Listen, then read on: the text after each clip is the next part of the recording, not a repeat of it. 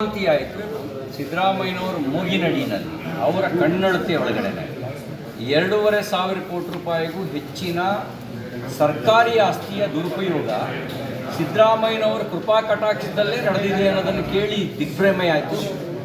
ದಲಿತರಿಗೆ ನಿವೇಶನ ಕೊಡೋಕ್ಕೆ ಇವರ ಹತ್ರ ನಿವೇಶನ ಇಲ್ಲ, ಬಡವರಿಗೆ ನಿವೇಶನ ಕೊಡೋಕ್ಕೆ ಇವರ ಹತ್ರ ನಿವೇಶನ ಇಲ್ಲ, ಕಳ್ಳರು ಕಾಕರಿಗೆ ಬೇನಾಮಿಯಾಗಿ ಕೊಡೋದಕ್ಕೆ ಎಲ್ಲ ಅಧಿಕಾರವನ್ನು ದುರುಪಯೋಗ ಪಡಿಸ್ಕೊಳ್ತಾರೆ. ಇದ್ರದ್ದೊಂದು ಸಮಗ್ರ ತನಿಖೆ ಆಗಬೇಕು ಮತ್ತು ಯಾರು ತಪ್ಪಿತಸ್ಥರಿದ್ದಾರೆ ತಲೆದಂಡನೂ ಆಗಬೇಕು. ನಮಗೆ ಇದರ ಪ್ರೈಮರಿ ಇನ್ಫಾರ್ಮೇಷನ್ ಸಿಕ್ಕಿದೆ. ಇನ್ನಷ್ಟು ಸಮಗ್ರ ಮಾಹಿತಿಯನ್ನು ಕಲೆ ಹಾಕ್ತಾ ಇದ್ದೀವಿ. ಆ ಸಮಗ್ರ ಮಾಹಿತಿಯ ಜೊತೆಗೆ ಇದಕ್ಕೆ ವಿಧಾನಸೌಧದ ಒಳಗೆ ಮತ್ತು ಹೊರಗೆ ಹೋರಾಟವನ್ನು ರೂಪಿಸ್ತೇವೆ. ಇದು ಒಂದು ಮಹಾ ಮೋಸ ನಡೆದಿರ್ತಕ್ಕಂಥದ್ದು. ಮೈಸೂರಿನ ಮಹಾರಾಜರು ಒಂದು ಸುಂದರ ನಗರವಾಗಿ ನಿರ್ಮಾಣ ಮಾಡಿದ್ರು. ಆದರೆ ಇವರೆಲ್ಲ ಕಳ್ಳರು ಕಾಕರು ಇದನ್ನು ಲೂಟಿ ಹೊಡೆಯೋಕ್ಕೆ ಉಪಯೋಗಿಸ್ಕೊಂಡ್ಬಿಟ್ಟಿದ್ದಾರೆ. ಭಾಳ ಗಂಭೀರವಾಗಿ ತೆಗೆದುಕೊಳ್ಬೇಕಾಗಿರುವ ಸಂಗತಿ.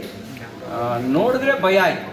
ಅಂದರೆ ಲಕ್ಷ ಲಕ್ಷ ಅಡಿನ ಏನು ಇವರ ಫಾದರ್ ಮನೆ ಪ್ರಾಪರ್ಟಿ, ಇವ್ರ ಅಬ್ಬಿರ ಮನೆ ಪ್ರಾಪರ್ಟಿ ಅನ್ನೋದು ಬರೆದು ಕೊಟ್ಟಿದ್ದಾರೆ. ದುಡ್ಡಿಗೆ ಲೂಟಿ ಹೊಡೆದಿದ್ದಾರೆ. ದೊಡ್ಡವರು ಕೃಪಾ ಕಟಾಕ್ಷ ಇಲ್ದಲೇ ಯಾರೋ ಕಮಿಷನರು ಮಾಡಿರ್ತಾನೆ ಅಂತ ನಾನು ನಂಬೋದಿಲ್ಲ.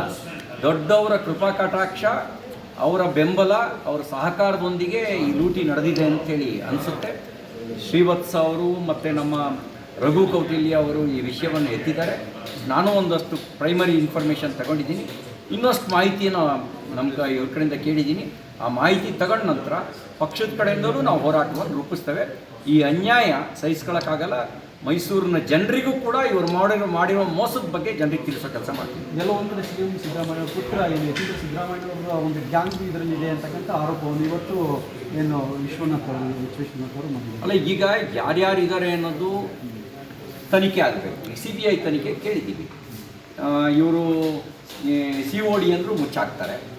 ಯಾಕೆಂದರೆ ಬೇಲಿನೇ ಎದ್ದು ಒಂದು ಮಾತಿದೆಯಲ್ಲ, ಏನದು, ಏರಿ ನೀರುಂಬಡೆ ಬೇಲಿ ಹೊಲ ಮೇಯ್ದೊಡೆ, ಆಮೇಲೆ ತಾಯ ಹಾಲೆ ನಂಜಾಗೆ ಕೊಲುವಡೆ, ಇನ್ನಾರಿಗೆ ದೂರಲ್ಲಿ ಕೂಡಲ ಸಂಗಮ ದೇವ ಅಂತ ಇವರು ಕಾಯಬೇಕಾದವರೇ ಲೂಟಿ ಹೊಡಿಯೋಕ್ಕೆ ನಿಂತರೆ, ಯಾರನ್ನ ನಾವು ಕಾವಲುಗಾರರು ಅಂತ ಇವರೇ ಲೂಟಿಗೆ ನಿಂತರೆ ಇನ್ನೇನಾಗುತ್ತೆ ಹೇಳಿ? ಇದು ಬರೀ ಮೈಸೂರಲ್ಲಿ ಮಾತ್ರ ಇದೆಯೋ, ರಾಜ್ಯದ ಉದ್ದಗಲಕ್ಕೂ ಇದೇ ಥರದ್ದು ಮಾಡಿದಾರೋ ಅಂತ ತಿಳಿಬೇಕಾದ ಅವಶ್ಯಕತೆ ಇದೆ.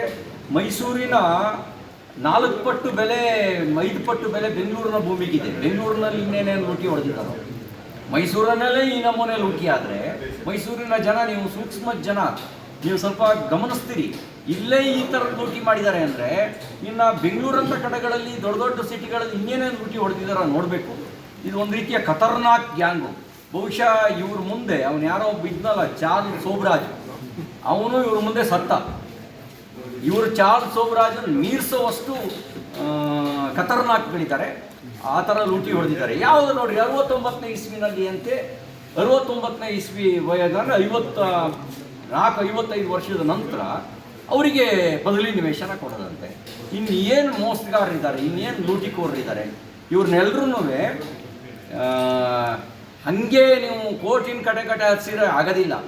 ಹಿಂದಿನ ಕಾಲದಲ್ಲಿ ತಪ್ಪು ಮಾಡಿದವರಿಗೆ ಸಾಲಕ್ಕೆ ಸರ್ಕಲಲ್ಲಿ ನೇತಾಕ್ತಿದ್ರಲ್ಲ, ಹಾಗೆ ನೇತಾಕಿದ್ರೆ ಮಾತ್ರ ಇವರಿಗೆಲ್ಲ ಬುದ್ಧಿ ಬರುತ್ತೆ. ಸರ್, ಒಂದು ಕಡೆ ರಾಜ್ಯದ ಸಚಿವರು ರಾಜಣ್ಣ ಅವರು ಒಂದು ರೀತಿ ಚಂದ್ರಶೇಖರ್ ಬಗ್ಗೆ